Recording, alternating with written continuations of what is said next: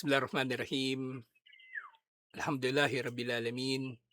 Salatu wassalamu ala asyrafil anbiya'i wal mursalin.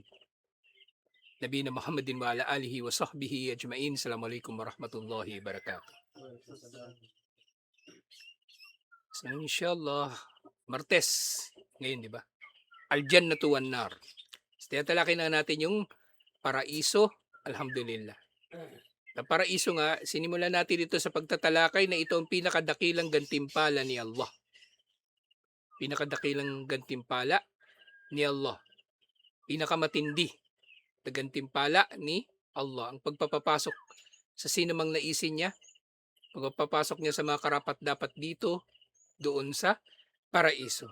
At inilarawan nga yung mga papasok sa paraiso na sila yung mga matutuwid, mga may takot kay Allah. Siyempre, kailangan munang mailigtas ng tao ang kanyang sarili sa impyerno bago siya makapasok sa paraiso. Ibig sabihin, dalisay siya napapasok sa paraiso, insyaallah. Dalisay na walang kasalanan. Kaya dito pa lang sa mundo, sunod-sunod na yung pagsubok na dumarating sa tao eh. Dito pa lang sa mundo, sunod-sunod na. Kasi yung layunin ng mga ito ay para yung tao ay madalisay. Kabilang sa mga layunin nito, bukod sa pagsubok sa kanyang pananampalataya, madalisay siya sa kanyang mga kasalanan. So gayon din kabilang sa mga pinangakuan ni Allah ng paraiso, yung mga sumusunod kay Allah at kay Propeta Muhammad sallallahu alaihi wasallam. So yung tungkol doon naman sa pagpasok sa paraiso na kumbaga sa pagpasok dito,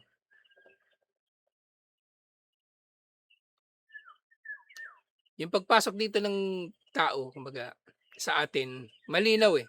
Mangyayari ito pagkatapos ng araw ng paghuhukom. Pero sa mga kuffar nga, lalo sa mga Kristiyano, malabo eh. Diba? Pagkamatay mo, pwedeng papasok ka na sa paraiso o impyerno. Diba? Iba-iba yung kanilang mga paniniwala. Hindi hindi iisa lang. Kahit sa mga Kristiyano, may iba-iba silang version ng kung paano yung sistema ng pagpasok ng tao sa paraiso. Pero nga sinabi ni Imam At-Tahawi rahimahullah, qala At-Tahawi fi al-aqidati salafiyya allati tunsabu ilayhi al-ma'rufa bil aqidati at-tahawiyya. Doon sa aklat ni Imam At-Tahawi na nakikilala bilang aqida at-tahawiyya, sinabi niya, wal jannatu wan naru makhlukatan. Ang paraiso at ang impyerno ay parehong nilikha ni Allah subhanahu wa ta'ala. Kumbaga ito ay kanyang nilikha. At kapag sinabing nilikha, subject ito sa kapangyarihan, sa kagustuhan ni Allah subhanahu wa ta'ala. Si Allah ultimately ang masusunod dito. Lalong-lalo na kung sino ang papasok dito. Lalong-lalo na kung sino ang papasok dito, si Allah ang magdidesisyon. La tafniyani abadan wala tabidan. At ito rin, mahalagang katangian ng paraiso. Hindi ito maglalaho at hindi ito magiging extinct, hindi ito mawawala. Mananatili ang paraiso at impyerno. Hindi katulad ng dunya na mawawala. Kaya pagdating ng araw ng paghukom, mawawala na yung dunya. Yung buhay dito sa mundo, wala na. Itong lugar na ito, wala na. Mawawala lahat. Pero yung paraiso at impyerno, nandoon, nananatili. Actually, yung tao na papasok sa paraiso, mananatili na siya doon habang panahon. Hindi siya paalisin doon. Hindi siya paalisin doon. Pero sa impyerno, syempre, merong mga tao doon na mananatili habang panahon. Kuffar, di ba? Pero meron ding mananatili ng ilang panahon lang. Matapos silang bayaran yung kanilang mga kasalanan, palalayain sila sa impyerno at papasukin sa paraiso. Fa inna Allah Ta'ala khalaqal jannata wan nara qabla al-khalq. Ito isang importante pa. Si Allah nilikha daw niya ang paraiso at impyerno bago pa man niya likhain ang iba pang mga nilikha. Ibig sabihin independent talaga ang paraiso at impyerno sa dunya, independent. Kasi makikita natin 'yan 'di ba, inilalarawan ng kuffar, yung impyerno. Bago niyan kumalat yung mga video noon, eh. Meron daw mga naghukay sa Russia, ang lalim na ng mga nahukay nila, lalim. Ilang kilometro na. At sa ilalim daw ng hukay na yun, may narinig daw silang mga sumisigaw, parang pinaparusahan. Sabi nila baka malapit na raw sila sa impyerno. Eh hindi doon ang impyerno. Kumbaga, nauna nga nilikha ang paraiso at impyerno eh. Naunang nilikha. So hindi itong dunya, hindi ito paraiso at hindi rin ito impyerno. Para masabi natin na nandun yung impyerno sa kailaliman ng lupa. O nandun yung langit o yung paraiso sa ibabaw ng ating mga ulo. Yun, tawag nila langit, di ba? Na yung paraiso tawag minsan ng mga Kristiyano lalo na langit. Oh, gumawa ka ng mabuti, sabi ng nanay. Gumawa ka ng mabuti anak para makapasok ka sa langit. Kumbaga langit yung tawag nila. At ganun din, wakal ko lahuma ahlan. Faman sya'a minhum ilal jannati fadlam minhu wa man sya'a minhum ilan nari adalan minhu. Yun nga yung paraiso, sino man ang nakapasok dito ay nakapasok dito bilang biyaya sa kanya. Biyaya ni Allah para sa tao na ito na papasok sa paraiso. At ang sino mang papasok naman sa impyerno, siya ay nakapasok dito dahil sa katarungan ni Allah. Walang sino man ang makapasok. Actually, pwede natin masabi din ito sa paraiso. Lahat ng ito, pagpasok ng tao sa paraiso, pagpasok ng tao sa impyerno, nasa katarungan ni Allah. Wa kullun ya'malu lima qad faragalahu. Wasairun ila ma khulika lahu. O furiga lahu siguro ito. Ila ma khulika lahu. Wal khairu wasyarru makdarani alal ibad. O mikdarani alal ibad. Kaya nga lahat daw ng tao ay kumbaga kikilos ayon sa kung ano na natakda para sa kanya. At siya ay tatahak sa kung ano man ang nilikha na para sa kanya. O pwedeng tinutukoy dito sa ano na ito, yung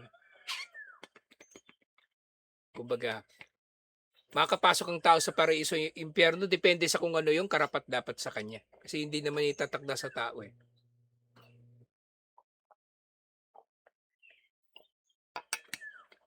At ang mga ito nga ay kumbaga tutuusin din kung siya ba ay karapat dapat sa paraiso o impyerno ayon sa kanyang mabuti o masamang ginawa. Kasi magiging batayan yun. Sinabi ni Muhammad bin Abil Iz al-Hanafi, Syarih at-Tahawiyah. Sa piniliwanag dun sa Syarh at-Tahawiyah,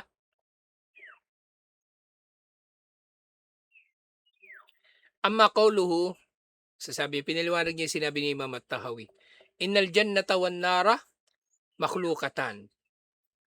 Fattafaka ahlus sunnah ala anna al-jannata wan nara makhlukatani mawjudatani al-an. Ang ahlus sunnah daw ay nagkakaisa ng paraiso at impyerno ay nilikha ni Allah at ito'y umiiral na ngayon sa kasalukuyan. Ngayon pa lang meron ng paraiso at meron ng impyerno. Sa maraming mga batayan, di ba? Bawa nga niyan yung mga kaluluwa ng mga syahid na sa paraiso na. At yung mga nasa barzakh, kumbaga nararanasan na nila yung ilang mga biyaya sa paraiso at ilang mga parusa sa impyerno doon pa lang sa libingan.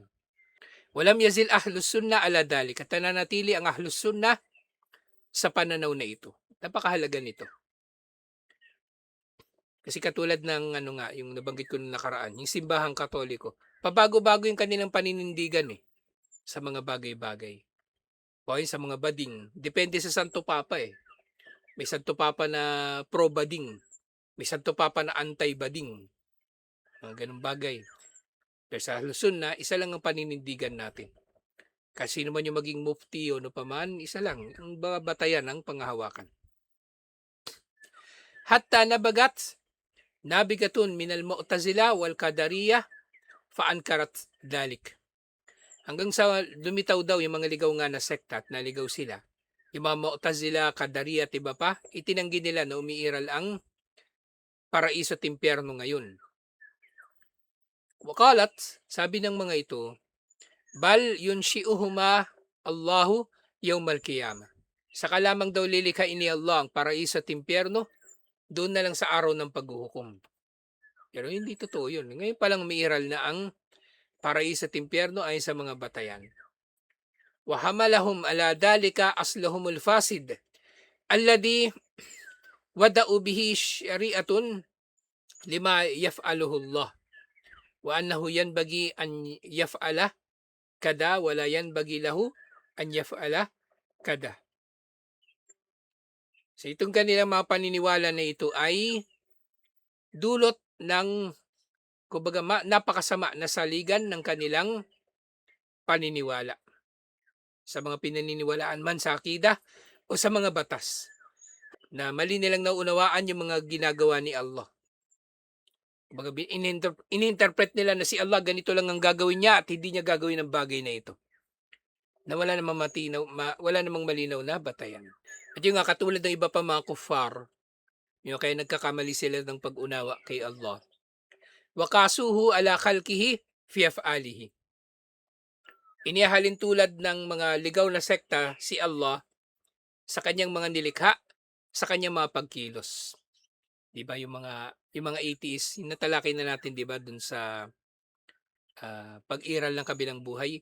Itinatanggi nila na kayang buhayin ni Allah yung mga buto at ng mga katawan na naagnas na. Kasi hindi nila kaya. 'Di ba atheist na lumapit kay Propeta Muhammad sallallahu alaihi wasallam, dinurog pa niya yung buto. Tapos inihipan sa harap ni Propeta Muhammad sallallahu alaihi wasallam. Sino bang bubuhay ditong muli? Sabi niya. So porke hindi niya kayang buhayin muli yun, inakala niya na hindi kayang buhayin yun muli ni Allah. So ganito rin yung mga ligaw na sekta. At dito nga sila talaga naliligaw. Kumukuha sila ng mga masamang paghahalimbawa o maling paghahalimbawa kay Allah. Fahum mushabbahatun fil af'al. So nalilito sila, hindi nila naunawaan ng tama ang mga pagkilos ni Allah. Wadakala at tajahum fihim na Jahmiya. Yung Jahmiya kasi galing yun sa pangalan na ng founder nila. Fasaro maadalika mu'attila. Dahil dito tinatanggi nila ang marami sa mga pangalan at kapangyarihan ni Allah. Wa qalu khuliqal jannata qabla al-jaza' abathun. Nasakalang daw lilikhain o kumbaga kalkul jannati qabla al-jaza' abathun.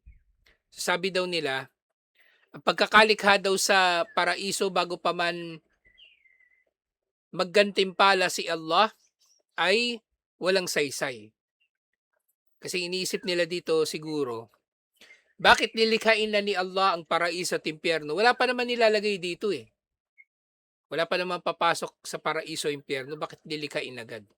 Kaya paniniwala nila, sakalang lilikhain ang paraiso at impyerno sa araw na ng paghuhukom kapag meron ng papasok dito. Kaya abath. Abath yung sabi nila. Laro-laro lang. Laro-laro lang.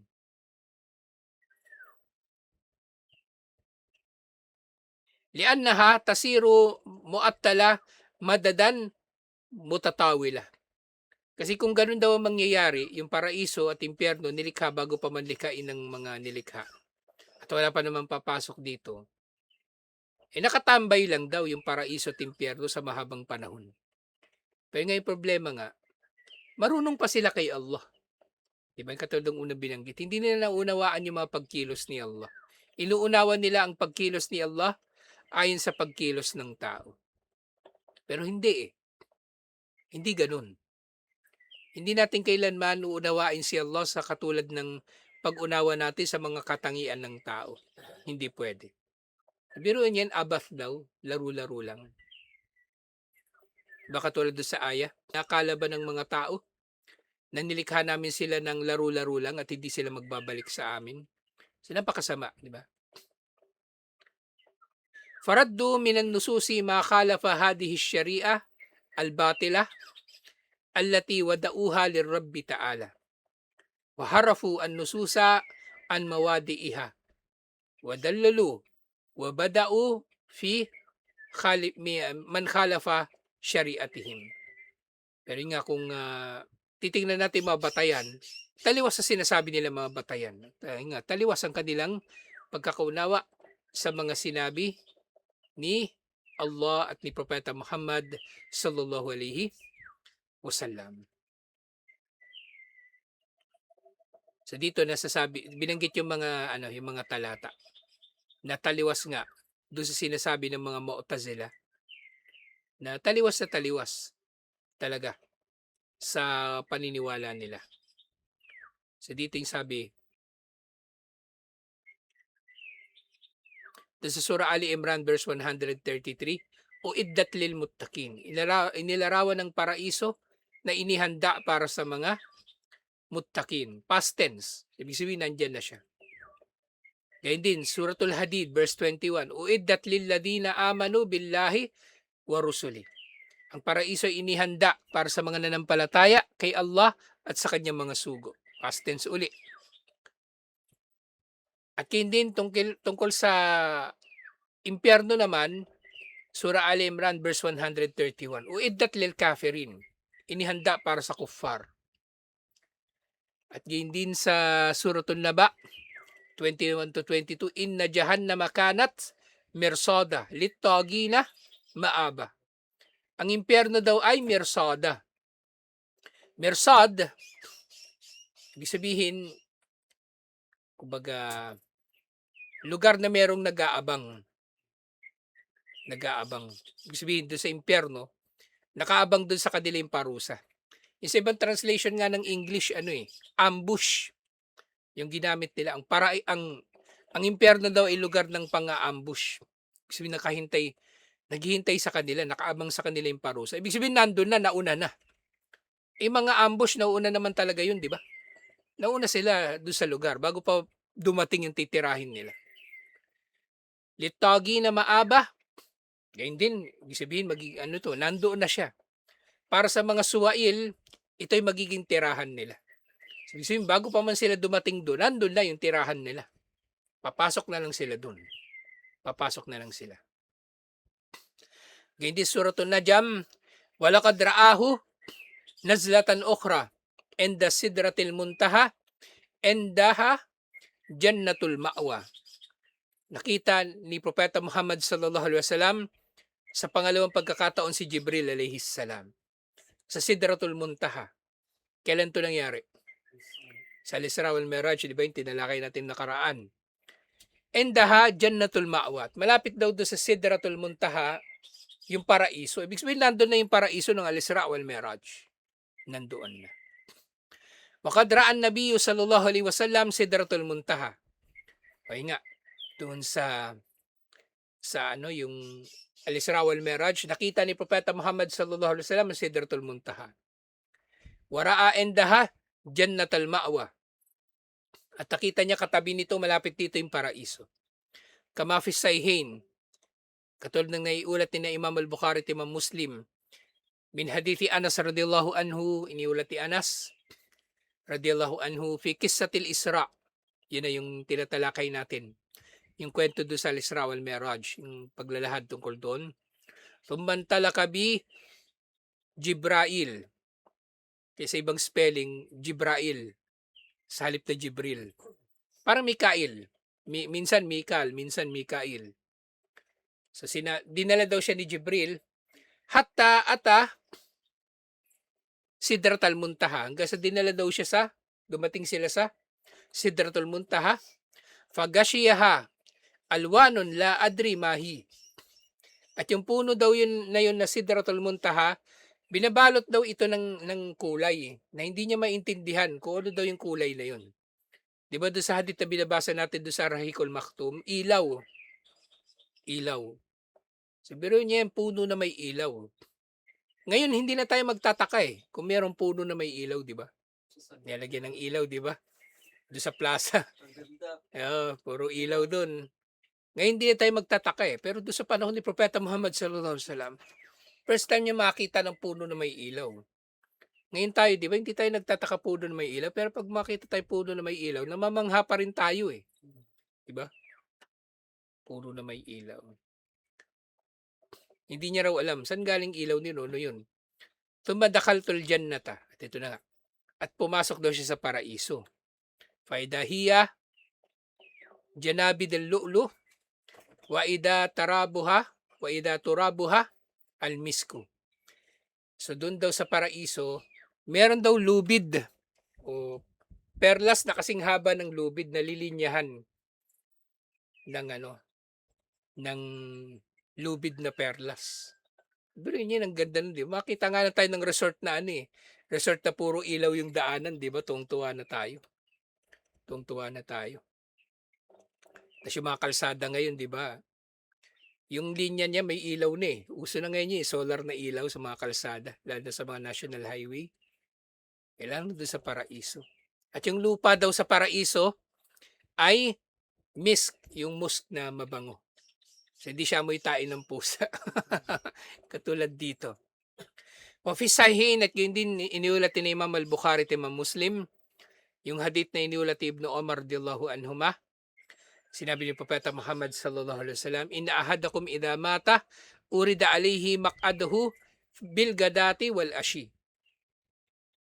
Tunay na ang sino man sa inyo kapag namatay, ipapakita sa kanya ang kanyang lugar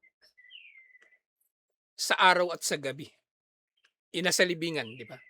Nandun tayo sa libingan. Ipapakita sa atin yung magiging lugar natin sa paraiso at impyerno.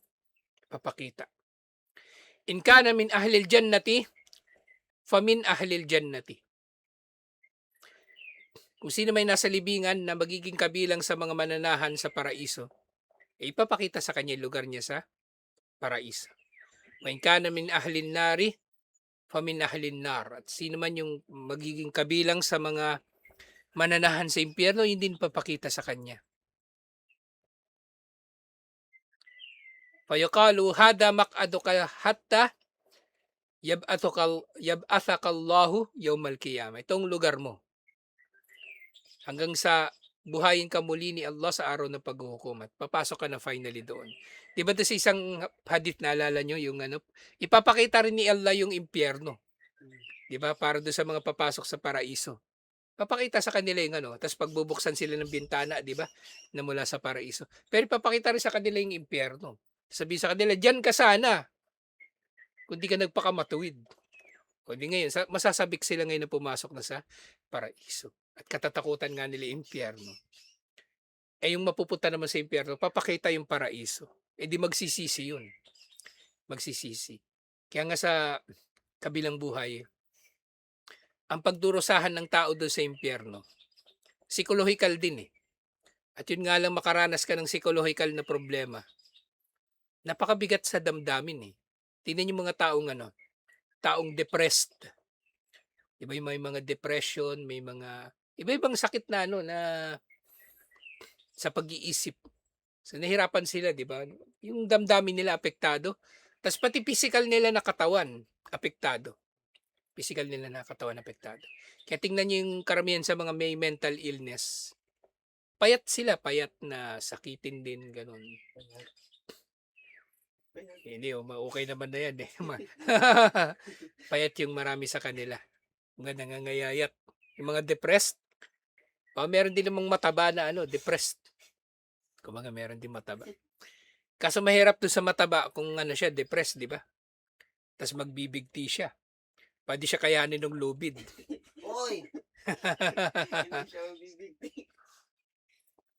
Hindi ka kayanin ng lubid Pag bigti niya, bumagsak buong bubong Lalo siya na-depressed. Again din, inulat ni Al-Bara bin Azib radiyallahu anhu, dalil ito na umiiral na yung paraiso. Yunadi munadin minas sama. Tatawag ang tagatawag na mula sa langit. Ito na yung pagkatapos nung ano, nung interview nila Munkar at Nakir sa libingan, 'di ba? Sasabihin, "An sadaka abdi." Tama ang sinabi ng aking alipin. Totoo yung sinabi niya na, 'di ba? Ang Panginoon niya si Allah, ang propeta niya si Propeta Muhammad sallallahu alaihi wasallam, ang relihiyon niya Islam.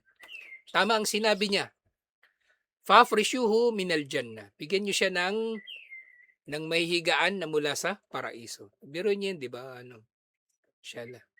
Libingan pa lang yung hihigaan mo mula sa paraiso.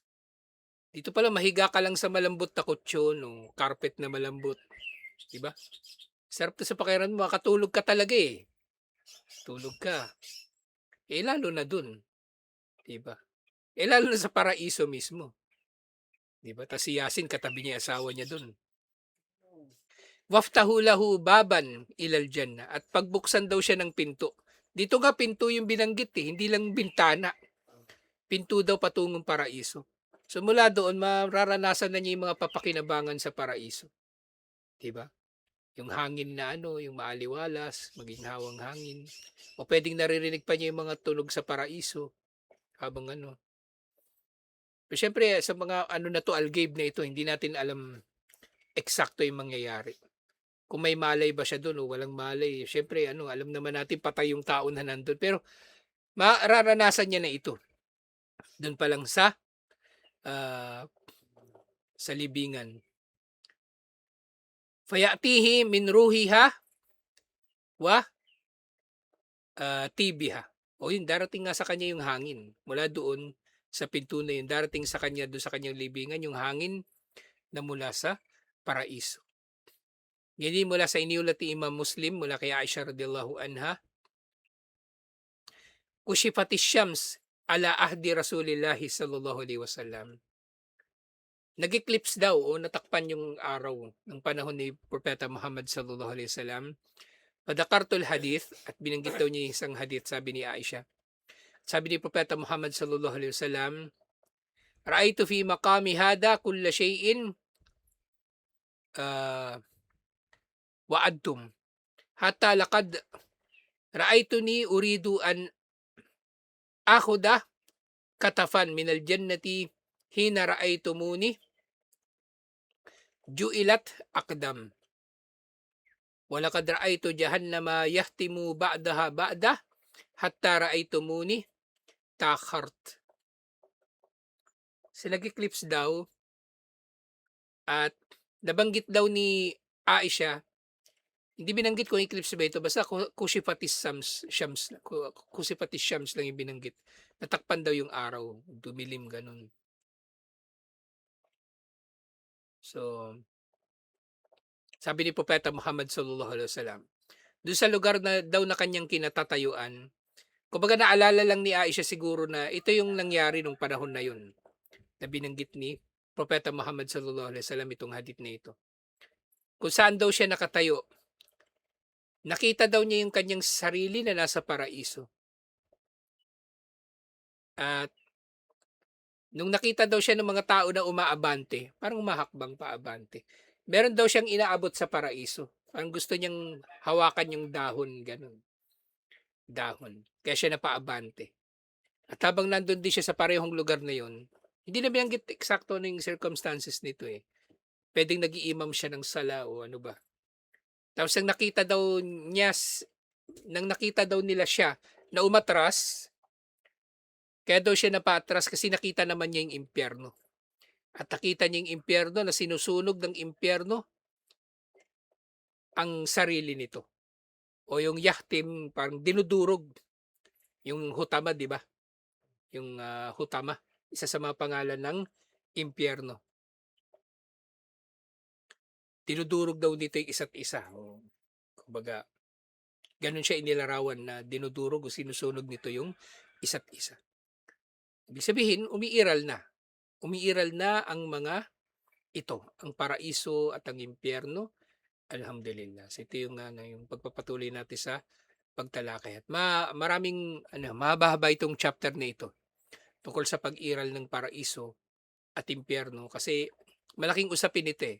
Maraming mga ligaw na sekta ang nagkamali sa usapin ng pag-iral ng paraiso at impyerno ngayon pa lang, alhamdulillah, at ito ay nalinaw na sa kabanata na ito. Sa tutuloy natin ito inshallah. Assalamualaikum warahmatullahi wabarakatuh.